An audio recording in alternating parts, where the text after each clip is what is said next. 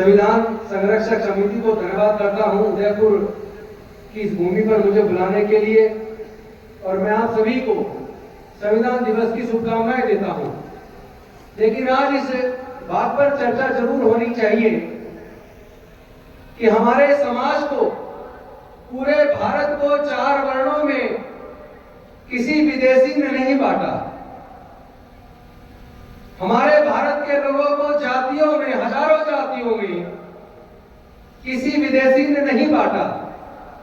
हमारे देश के तमाम दलित, पिछड़े, आदिवासी, इनको हजारों साल तक पढ़ने लिखने से, व्यापार करने से, संपत्ति रखने से, सम्मान का जीवन जीने से वंचित रखने का काम भी किसी विदेशी ने नहीं किया। तो फिर हमारा दुश्मन कौन है और हमारा दोस्त कौन है? इस बात को जानने के लिए हमें अपने देश के इतिहास को पढ़ना होगा। जो लोग अपने समाज का इतिहास नहीं जानते, वो लोग कभी भी इतिहास नहीं बना सकते। और हमारी गुलामी, बदहाली, गरीबी और शोषण का कारण हमारी अज्ञानता है। हमारे देश में फैला हुआ वर्ण व्यवस्था और जातिवाद है, और हम लोग सच को जानते नहीं। और अगर कोई सच बचाना चाहे तो सच को सुनते नहीं। लोग इतना पैसा लगा के इतने बड़े पंडाल लगाते हैं, पता नहीं कैसे कैसे पैसे की व्यवस्था की होगी, यहाँ तक कि लोगों को आने जाने की भी व्यवस्था की है। लेकिन हम लोग सुनकर ज्ञान, चूंकि पढ़कर ज्ञान अर्जित किया जा सकता है, लेकिन पढ़ते नहीं है। दूसरा तरीका होता है सुनकर ज्ञान अर्जित किया जा सकता है, लेकिन सुनने के लिए भी धैर्य चाहिए। लोग बीच में आ रहे हैं, जा रहे हैं, इससे दिक्कतें तो हो रही है। आयोजक लोगों की कुर्बानी को सलाम करता हूं। और मैं एक बात कहना चाहता हूं कि जब भारत गरीब था तब भारत में मुफ्त शिक्षा थी, लेकिन जब भारत 5 ट्रिलियन की इकोनॉमी बनने जा रहा है तो भारत में शिक्षा पूरी तरह प्राइवेटाइज हो गई है। उच्च शिक्षा प्राप्त करने के लिए कई हजार, 25, 30, 40 हजार की फीस चाहिए। लेकिन अगर आपको प्रोफेशनल कोर्स में डिग्री करनी है, इंजीनियरिंग, मेडिकल, लॉ, मैनेजमेंट, तो पहले तो एंट्रेंस एग्जाम की कोचिंग के लिए 3-4 लाख रुपया चाहिए। उसके बाद आपका बच्चा अपनी काबिलियत से एग्जाम पास कर ले तो उसको एडमिशन के टाइम पर कम से कम फीस के रूप में 2.5 लाख रुपया चाहिए। हॉस्टल के लिए कम से कम 50,000 रुपया चाहिए, और खाने किताबों का सारा खर्चा जोड़ ले तो 4 साल की डिग्री करने के लिए कम से कम 15 लाख रुपया चाहिए, और 5 साल की लॉ की डिग्री NLU से करने के लिए कम से कम 20 लाख रुपया चाहिए। मैं आप सबसे पूछना चाहता हूं, जितने लोग सामने बैठे हैं, जितने लोग मंच के पीछे दाएं बाएं बैठे हैं, आप बताइए क्या 99% SC ST के लोग, 98% OBC के लोग, 98% माइनॉरिटी के लोग और जनरल कैटेगरी के भी क्या 75% लोग अपने बच्चों की टेक्निकल एजुकेशन, हायर एजुकेशन का खर्चा, ये 15 से 20 लाख रुपए का खर्चा उठाने में सक्षम है क्या? तो फिर हम सरकारें क्यों चुन रहे हैं? सरकारें किसके लिए चुन रहे हैं? जब हम सरकारों को चुनते हैं, जो लोग MP और MLA जीत कर जाते हैं, विधानसभा में और संसद भवन के अंदर शपथ लेते हैं, जब लोग मंत्री और मुख्यमंत्री, प्रधानमंत्री, राष्ट्रपति पद की शपथ लेते हैं, जब लोग मुख्य न्यायाधीश व अन्य न्यायाधीश के पद की शपथ लेते हैं, जब लोग कलेक्टर बनते हैं उसकी शपथ लेते हैं, तो शपथ लेते हुए कहते हैं कि मैं भारत के संविधान की शपथ लेता हूं, बिना किसी राग द्वेष के, बिना किसी पक्षपात के मैं सबके साथ न्याय करूंगा। लेकिन जब वो पद पे पहुंच जाते हैं उसके बाद अन्याय शुरू करते हैं। क्योंकि कौन लोग हैं जो ये कह रहे थे कि 400 पार 2 तो संविधान बदल देंगे? सांसद ही तो कह रहे थे, कुछ मंत्री तो कह रहे थे।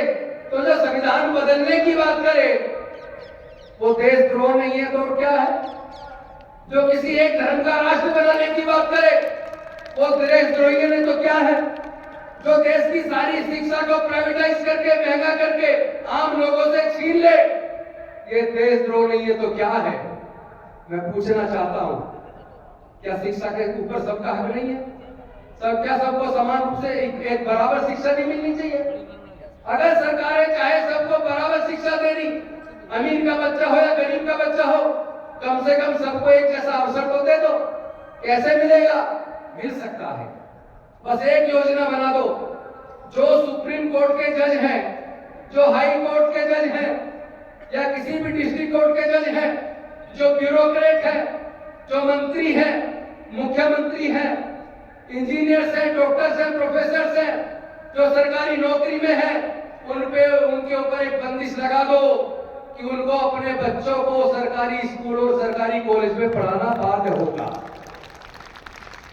उनको अगर अपना इलाज कराना है तो सरकारी कॉलेज के, सरकारी हॉस्पिटल के अंदर कराना होगा।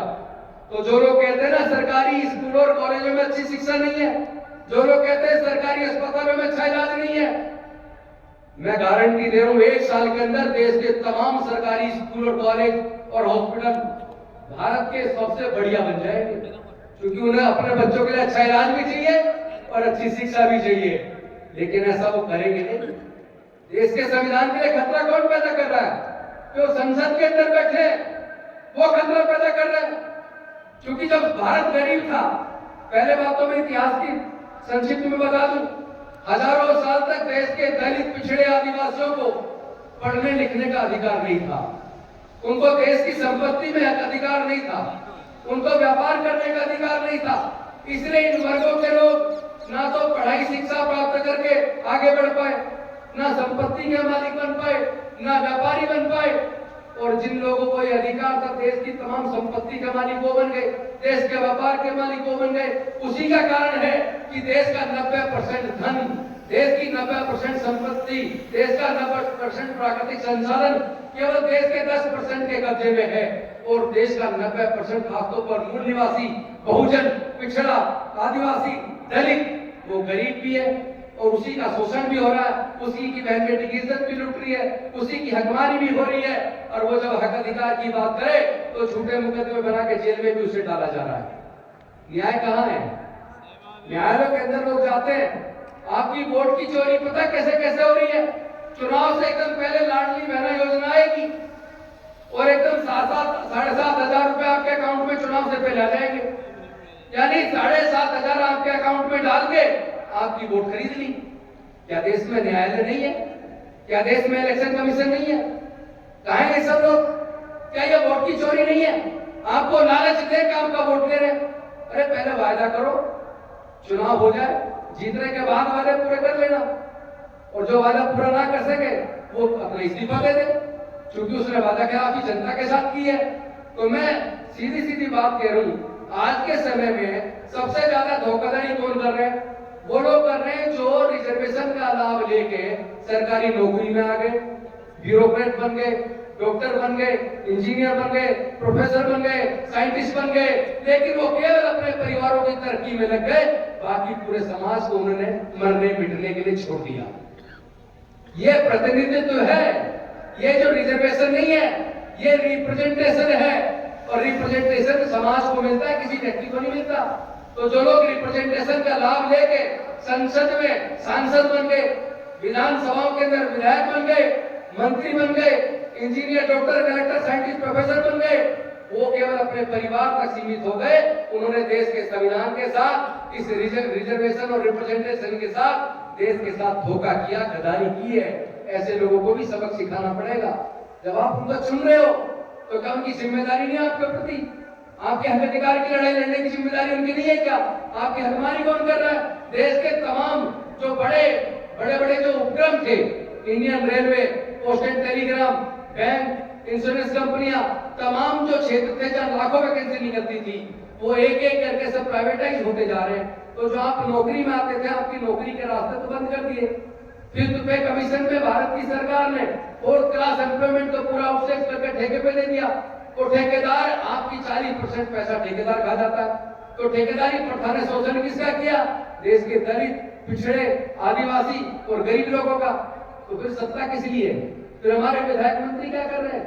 उन्हीं के सामने उन्हीं की सरकारें उन्हीं के समाज की हकमानी कर रही है, और वो संसद विधानसभा के अंदर वो समाज की हकमानी के खिलाफ आवाज बुलंद करने की बजाय अपनी अपनी पार्टी के गुलाम बन गए। मैं तो 5.5 साल केंद्रीय मंत्री रहा दिल्ली की सरकार में, 10 साल के करीब एमएलए रहा। मैंने इस्तीफा क्यों दिया? मैंने इस्तीफा इसलिए दिया कि लोग तथागत बुद्ध ने शांति और मानवता का संदेश पूरी दुनिया को दिया।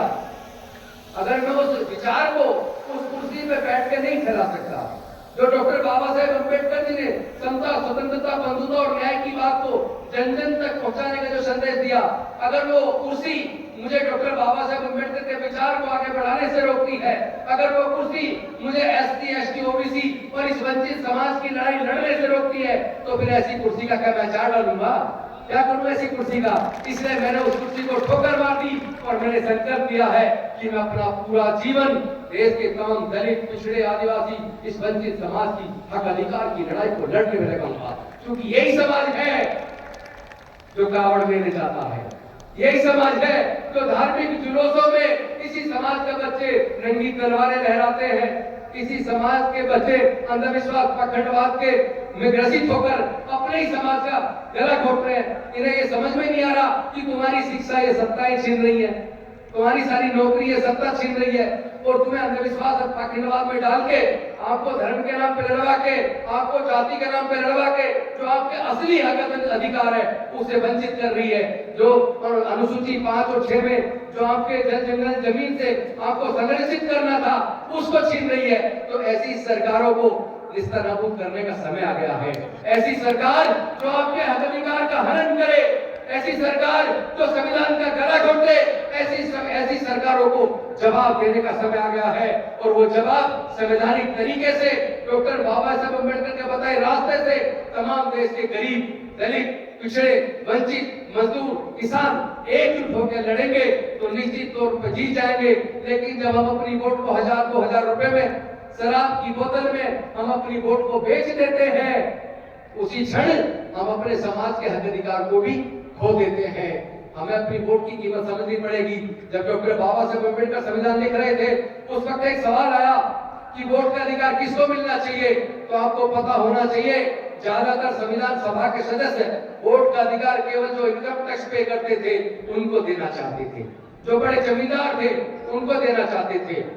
हमारे लोग इस व्यवस्था में जिसमें हमें न पढ़ने का अधिकार था, न संपत्ति का, न व्यापार करने का, इस वजह से न हमारे लोग व्यापारी बन पाए, न हमारे लोग संपत्ति के मालिक बन पाए, न हमारे लोग जमींदार बन पाए, तो फिर हमें वोट का अधिकार मिलने वाला नहीं था।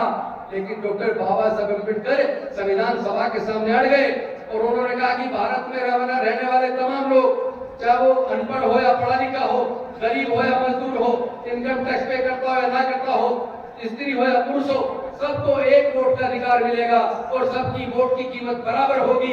तो डॉक्टर बाबा साहब अम्बेडकर ने तो हमें सरकारों को चुनने के लिए वोट का अधिकार दिलाया, लेकिन हमने शराब की बोतल में 1000-2000 रुपए में अपने उसी वोट को बेच के अपना गला घोटने वाली सरकारों का गठन कर दिया।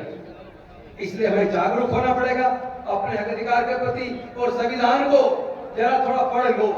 इस संविधान ने आपको सब कुछ दिया है, लेकिन सरकारें आपका वो सब छीन रही है जो संविधान ने आपको दिया है। इसीलिए पहले संविधान को पढ़ो, किस किस तरह के हक और अधिकार आपको सरकार ने, संविधान ने दिए हैं, उसको पढ़ो और फिर उन अधिकारों को छीनने वाले की गर्दन पकड़ने के लिए तैयार हो जाओ। निश्चित तौर पर हम इस लड़ाई को जीतेंगे। कहाँ जा रहे हो?